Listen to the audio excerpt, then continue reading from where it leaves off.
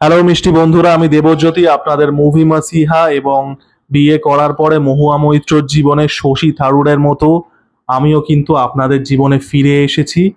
Actually তো আমার সাথে আপনাদের যে বন্ধনটা সেটাও কাইন্ড অফ ট্রমা বন্ডিংই।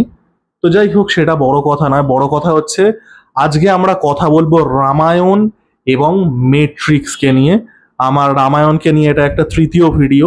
আপনারা বারবার করেই বলছেন যে রামায়ণ নিয়ে যাতে বেশি করে ভিডিও করি, তো এটা 3 নাম্বার ভিডিও। এখানে আমি রামায়ণের সাথে, যেটা অবশ্যই সবাই পরিচিত, তার সাথে মেট্রিক্স সিনেমাটা, যেটা 1999 এর ক্লাসিক সিনেমা, তো সেটার যে ফিলোসফিক্যাল সিমিলারিটিস গুলো আছে সেগুলো নিয়ে আলোচনা করব, ঠিক আছে? এবং একটা কোয়েশ্চেন অ্যান্সার দেওয়ার চেষ্টা করব যে নিও, যে ক্যারেক্টারটা কিয়ানো রিভস প্লে করেছিলেন, কাল্ট ক্লাসিক একটা ক্যারেক্টার, সেই কি কোথাও গিয়ে শ্রীরামের ইনকারনেশন? তো রামায়ণ সম্পর্কে তো কিছু বলার নেই, সবাই জানেন। মেট্রিক্স সম্পর্কে আমি যদি বলি, মেট্রিক্স সিনেমাটা সিনেমা হিসেবে নয়, আইডিয়া হিসেবে এটার যে পপ কালচারাল ইম্প্যাক্ট আছে সেটা কিন্তু ম্যাসিভ। আমি কিন্তু সিনেমা হিসেবে বলছি না, বা ফিল্ম ফ্র্যাঞ্চাইজ হিসেবে বলছি না।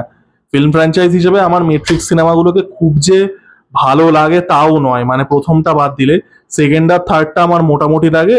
মানে রিলোডেড আর রেভলিউশন, আর ফোর্থটা আমি দেখিনি, রেজারেকশনটা আমি দেখিনি। তবে প্রথম যে পার্টটা আছে সেটা অসাধারণ, এবং সেটা এত ডিপ ফিলোসফিক্যাল লেয়ারে যায়। পরবর্তী যে সিনেমাগুলো সেগুলো অনেক বেশি স্পেকট্যাকেলের ওপরে, অ্যাকশনের ওপরে, ওই বুলেট টাইম অ্যান্ড এভরিথিং ওগুলোর ওপরে ফোকাস করে। ফিলোসফিক্যাল ডেপথটা অনেকটা ব্যাক সিট নিয়ে নেয়। প্রথম সিনেমাটা অসাধারণ, এবং প্রথম সিনেমার মধ্যে আমরা কিন্তু অনেকগুলো ফিলোসফিক্যাল কোয়েশ্চেন পাচ্ছি।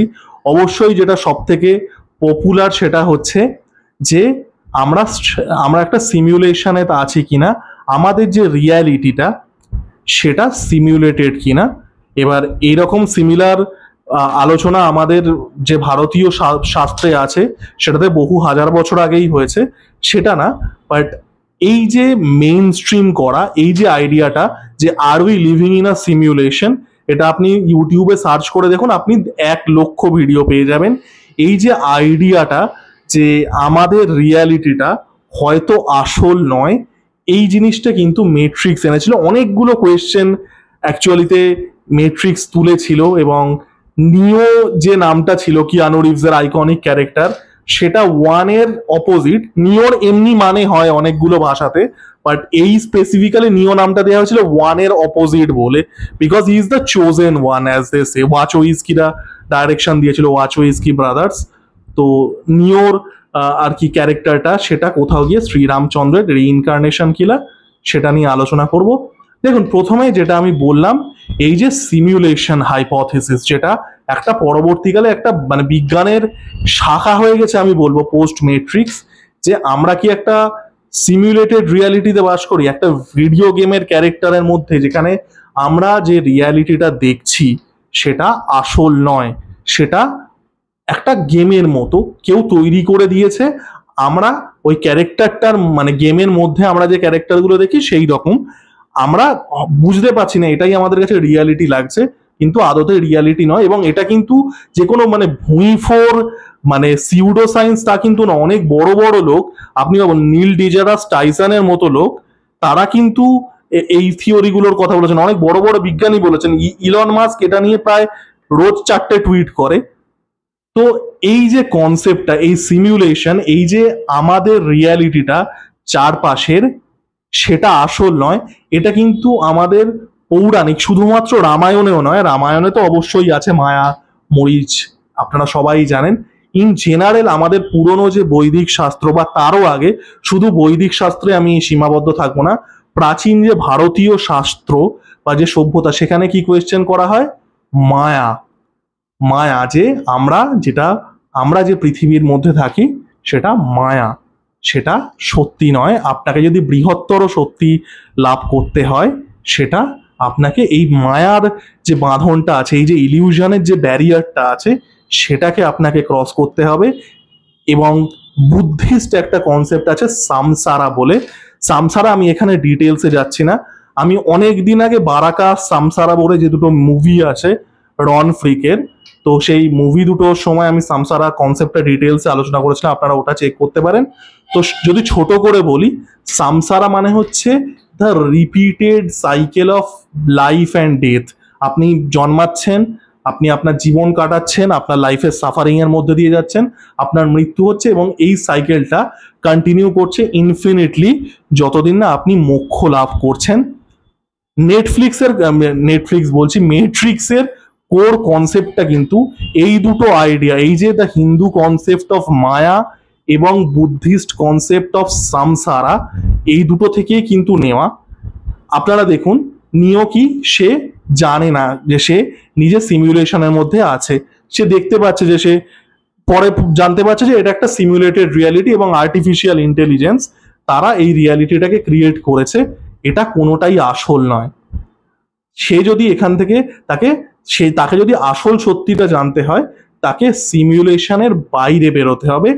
ঠিক যেরকম আমাদের মায়াতে বলা আছে বা সামসারাতে বলা আছে, এই যে সাইকেলটা আমরা যেটা মায়ার মধ্যে বাঁচছি সেটা আসল নয়। যদি বৃহত্তর সত্যের দিকে আপনাদেরকে যেতে হয়, তাহলে আপনাদেরকে এই ব্যারিয়ারটা ক্রস করতে হবে।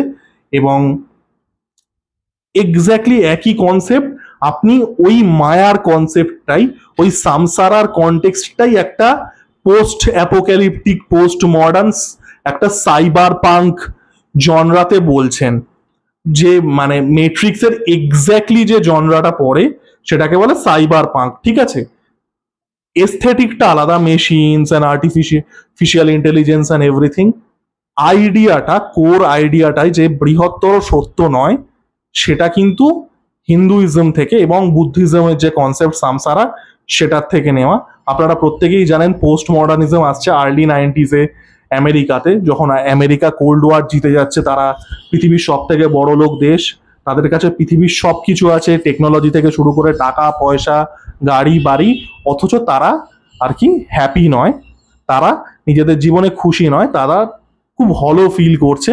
সেখান থেকেই কিন্তু গ্রাঞ্জ, সেখান থেকেই কিন্তু পোস্ট মডার্নিজম, সেখান থেকেই কিন্তু এই সাইবার পাঙ্ক, এই যে জিনিসগুলো, এই যে alternate ways to express your self, সেগুলো আসছে। কিন্তু কোর আইডিয়াগুলো কিন্তু হাজার হাজার বছর পুরনো, এক্সপ্রেশনটা পাল্টে যাচ্ছে। এবার আমরা আসি হচ্ছে নিওর ক্যারেক্টারটাতে। নিওর ক্যারেক্টারটাই শ্রীরাম কিনা সেটা আমি পরে আসছি। নিওর ক্যারেক্টারটা আপনারা যদি দেখেন, এটা যেটা আমি ভিডিও শুরুতে ইয়ার্কি মোড়ে বলি, সেটা হচ্ছে একটা মাসিহা ক্যারেক্টার। এবার এই মাসিহা ক্যারেক্টার, এটা কিন্তু ইস্টার্ন রিলিজিয়ান থেকে ইনফ্লুয়েন্সড নয়। ইস্টার্ন রিলিজিয়ান মানে আমি হিন্দুইজম, বৌদ্ধইজম, জৈনিজম, মানে যেগুলো ইন্ডিয়ান সাবকন্টিনেন্টে তৈরি হয়েছিল, সেগুলো থেকে ইন্সপায়ার্ড নয়। এই যে মাসিহার কনসেপ্ট, এটা কিন্তু অনেক বেশি ইনফ্লুয়েন্স ফ্রম আব্রাহামিক রিলিজিয়ানস, মানে খ্রিশ্চিয়ানিটি, ইসলাম, জুডাইজম, এগুলো থেকে। কারণ আমাদের হিন্দুইজমে বা আমাদের যে কোনো মানে ইস্টার্ন রিলিজিয়ান, জৈনিজম হোক, বুদ্ধিজম হোক, সেখানে কিন্তু একটা স্পেসিফিক মাসিহা ফিগার নেই।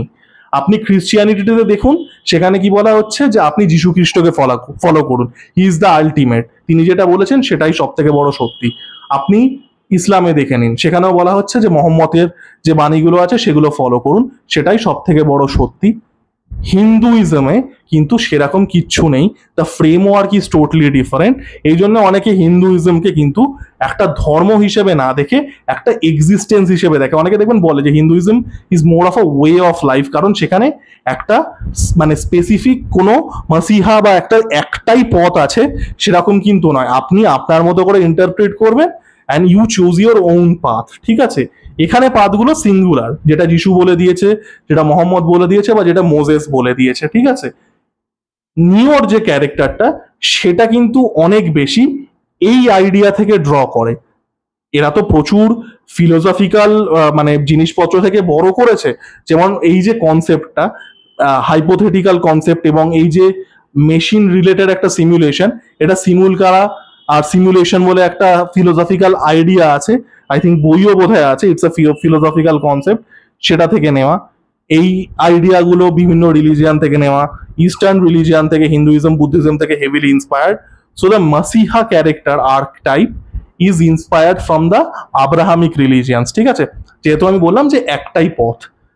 কিন্তু আপনি যদি দেখেন যে রামচন্দ্রের সাথে নিওর ক্যারেক্টারটা which is again is more of a product of the inspiration of Abrahamic religions, দেখবেন অনেক মিল আছে।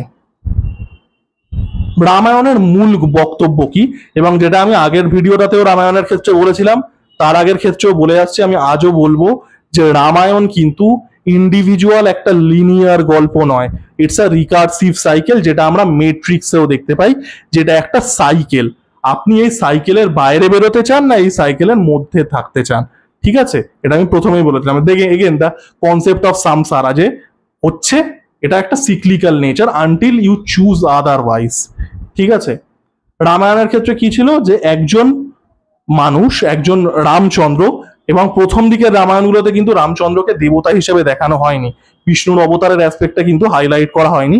হি ওয়াজ আ হিউম্যান, তাকে তিনি খুব ধার্মিক রাজা ছিলেন, মারিয়াদা পুরুষোত্তম যাকে বলা হয়, মানে ওই টার্মটা রাম যিনি হিউম্যান, যিনি গড নন, তার উপরে প্রয়োগ করা হয়। পরবর্তীকালে বিষ্ণুর অবতার রাম, যাকে অনেক বেশি দেবতা রূপে আর কি প্রেজেন্ট করা হতো, যাই হোক সেটা অন্য প্রসঙ্গ।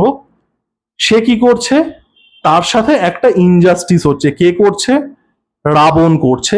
রাবণ কিন্তু পুরোপুরি ইভিল ক্যারেক্টার নয়, রাবণ জ্ঞানী ক্যারেক্টার, রাবণ শিব ভক্ত, রাবণ 10 মহাবিদ্যা বিশেষজ্ঞ। রাবণ তার ক্যারেক্টারটা, সে মহাপণ্ডিত মহাশক্তিশালী হওয়ার পরেও কি তার একটা ক্যারেক্টারে ফ্ল আছে। রাম এবং রাবণ দুজনেই কিন্তু সেম আইডিয়া থেকে উঠে আসছে। রামচন্দ্রের মধ্যে ওই ফ্লটা ছিল না যেটা রাবণের মধ্যে ছিল, এবং সেই কারণেই কিন্তু রাবণের পতন হচ্ছে। আপনি এখানেও দেখুন নিও আর এজেন্ট স্মিথের both are product of the same system, same matrix system. Neo সেই জিনিসটা চয়েস করছে, he chooses to seek the truth. ওই যে লাল পিল আর নীল পিলের যে সিনটা আছে, রেড পিল ব্লু পিল, যেটা নিয়ে প্রচুর মিম টিমও হয়, প্রচুর মানে one of the most famous scenes. আপনারা যারা সিনেমাটা হয়তো দেখেননি তারা ওই রেড পিল ব্লু প্লেটের সিনটা দেখেছেন। আপনি সত্যিটাকে সিক করছেন। রামও কি করেছিলেন? রাম সত্যের পথে ছিলেন অ্যান্ড হি ডিফিটেড রাবণ। এখানেও কিন্তু আমরা তাই দেখতে পাচ্ছি যে the choices that you make, আপনি যে চয়েসগুলো মেক করছেন সেটা থেকেই আপনার আলটিমেট ট্রুথটা আসছে। আপনি এই যে মায়া, বা আপনি যদি একটুখানি কুল শোনাতে যান সিমুলেশন হাইপোথেসিস, মায়া আর simulation hypothesis is the same thing by the way. একটা একটু সাইন্টিফিক টার্ম, একটা একটু স্পিরিচুয়াল টার্ম। আপনি যদি ব্রেক ডাউন করেন এক্স্যাক্টলি সেম থিং। আপনি এটার বাইরে বেরোবেন, আপনি আলটিমেট সত্যি, বৃহত্তর সত্যিটার দিকে আপনি এগিয়ে যাবেন। এবং এই যে সেভিয়ার, যে এই লোকটাকে আমরা দেখবো এইভাবে কিন্তু ফেথ জিনিসটা আসে। ফেথ জিনিসটা কি? যে আমি কাউকে ফলো করব, যে হি ইজ দ্য পার্সন। ওই সৃজিত মুখার্জি তো অনেক সময় অনেক শব্দ আননেসেসারিলি ইউজ করে, ভিঞ্চিদাতে একটা টার্ম ইউজ করেছিল উবেরমেন্স, সেম থিং। আবারও ওটাও একটা, আপনি একই জিনিসের একটা এনশিয়েন্ট কনসেপ্টের একটা নতুন টার্ম দিচ্ছেন, ওটাকে একটা সুপার হিরোর মতো করে দেখানো, same thing, it's the same saviour narrative. যে মানুষটা তার ইন্ডিভিজুয়াল চয়েসের মাধ্যমে এই যে বৃহত্তর যে মায়া আছে, যে সিমুলেশন আছে, simulation hypothesis, Elon Musk already আমার ভিডিও শুরু করার পরে 3টে টুইট করে দিয়েছে এটা নিয়ে। আপনি আপনার চয়েসের মাধ্যমে আপনি কিন্তু এই বৃহত্তর যে মায়ার জঞ্জাল, যে মায়ার জঞ্জাল তো সেই মাস্টারপিস সিনেমাটা শ্রীজাতর, মায়ার জঞ্জাল শব্দটা আমি ফেরত নিয়ে নিচ্ছি। আপনি যে মায়ার যে ব্যারিয়ারটা আছে সেটাকে ক্রস করতে পারেন এবং আপনি অন্যদেরকেও লিড করতে পারেন। This is the severe story, ঠিক আছে? এবং নিও হচ্ছে সাইবারপাঙ্ক রাম। তো আমার ভিডিওটা কেমন লাগলো জানাবেন, লাইক কমেন্ট এবং সাবস্ক্রাইব করে আমার পাশে থাকুন। ধন্যবাদ।